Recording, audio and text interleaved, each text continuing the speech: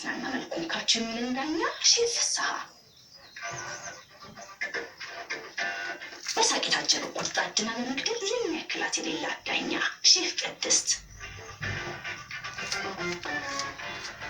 ትንተናና ቁጣ ምሳሌ የማያጣ ዳኛ ሼፍ ማተቤ።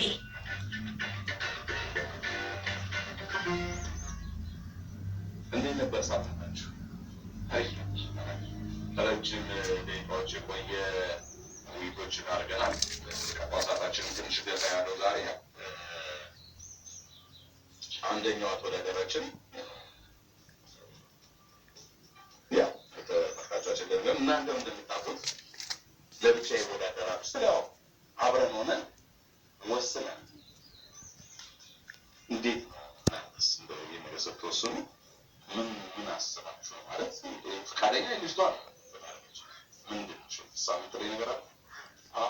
ማለት ይሄን ውሳኔ ስንወስን የልጅቷን ከዚህ በፊት የነበራትን የስራ ክዋኔ በደንብ አይተነዋል።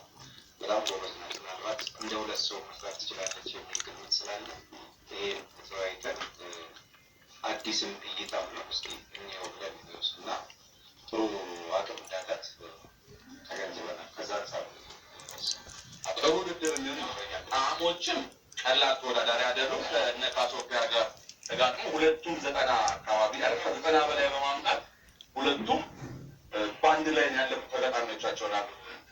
ስለዚህ የተወደዳችሁ ውድ የሼፍ ሲማጀት እና የአባይ ቲቪ ምግብ ዝግጅት ውድድር ላይ ለመወዳደር የመጣችሁ ደሬና ጣዕም በድጋሚ እንኳን በሰላም መጣችሁ። ምን ተሰማችሁ ዛሬ ከአንድ ሰው ጋር?